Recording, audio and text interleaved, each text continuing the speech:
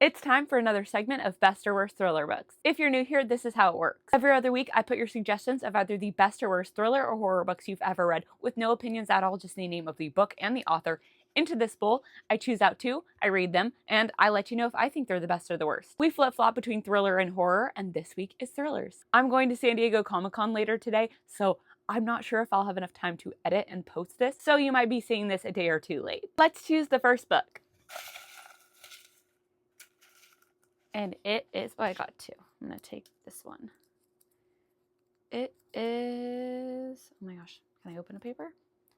The Only Survivors by Megan Miranda. I think I own this one, question mark? Let me check. Okay, yes, I do own it. It's 335 pages. I'm going to dive right in. The Only Survivors by Megan Miranda follows a group of survivors of a crash that took the lives of their classmates and teachers 10 years ago. The survivors get together once a year to commemorate the terrible night. Throughout the story, we follow Cassidy, and she is determined to distance herself from the group when it is revealed that another survivor has passed away, forcing her to attend the reunion. Halfway through The Only Survivors by Megan Miranda, and I am bored. I'm just having a hard time connecting with any of the characters. While Cassidy is the most developed and I can relate to her in some sense, I just am not intrigued by her. I don't feel like I know too much about any of the characters to have a connection to them. I feel like I have a pretty good idea of where this is headed, and yeah, ultimately this just isn't capturing my attention. I'm gonna go ahead and finish it, of course, and I hope that my feelings change in the second half. At this reunion, the organizer is acting really odd, and a storm is headed their way. We unfold the story with past and present timelines and multiple POVs to uncover what went down that fateful night and how the events of the crash have now come back to haunt them after all of these years. I finished The Only Survivors by Megan Miranda, and I found this pretty unsatisfying. I stated before that I didn't really connect to any of the characters, and that remained true throughout the rest of the read. I also felt like the ending was quite predictable. Like, the who of it all didn't really surprise me at all. I wouldn't say that I necessarily was like, oh, I know exactly who it is, but when it was revealed, I was like, oh, well, yeah, that makes sense now that I think about it. There were some red herrings throughout in the way that they were tied up at the end.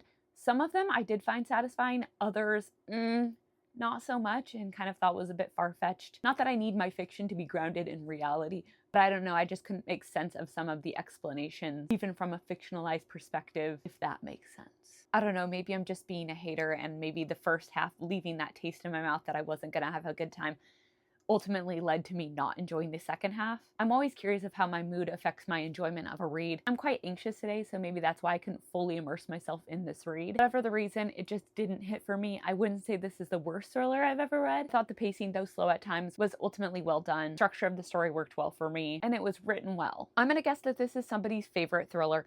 For me personally, I would probably rate it 2 stars because I didn't hate it, but I just didn't really like it either. But let me know if you were the one that suggested this, if this was your favorite or your least favorite thriller in the comments. Time to choose the second book. I have like 2.5 hours until I need to leave for Comic-Con, so should be enough time to finish the book.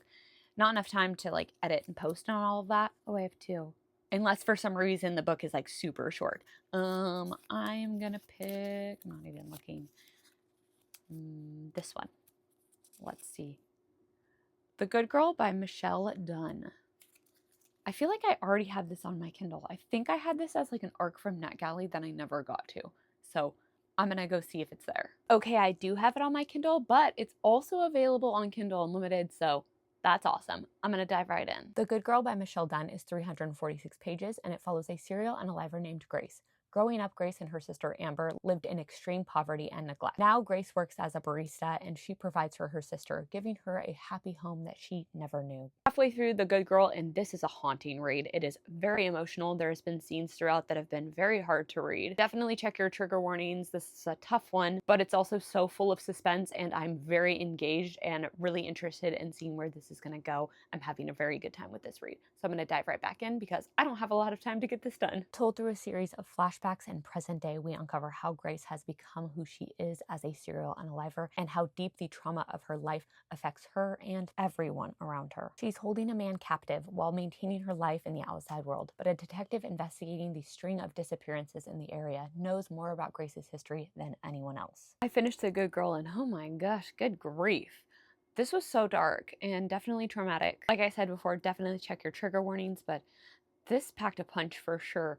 It is bleak, it is emotionally tormenting. And if you're somebody who's looking for like a twisty thriller, this probably isn't it. We know the who of it all. It's more the story of how Grace became who she is. But yeah, man, that was heavy. I'm definitely gonna have to sit with my thoughts on this one, but I'm probably gonna rate it like 4.25 to 4.5 stars. A very good read, very well told. Again, very dark, very heavy, very emotional. I feel like I need a hug. I'm gonna guess that the person who picked this, that this is their favorite thriller book. I really don't understand how it could be their least favorite unless, of course, the triggers and stuff got to them, which would totally make sense, but I think they'd probably just DNF it because that stuff becomes very apparent very early on. I will say this did have one singular ick of mine, which I will detail in my Goodreads review. I don't like mentioning this thing on this app because, well, the algorithm likes to think that it means I like it, so not doing that. Overall, though, very good read. Definitely one that's going to stick with me for a while. Thank you for watching. I would love to keep this series going for a long time, so drop me the best or worst thriller or horror books you've ever read with no opinions at all, just the name of the book and the author in the comments, and I'll add them to the bowls. Now I gotta go get ready for Comic-Con because I have no time left.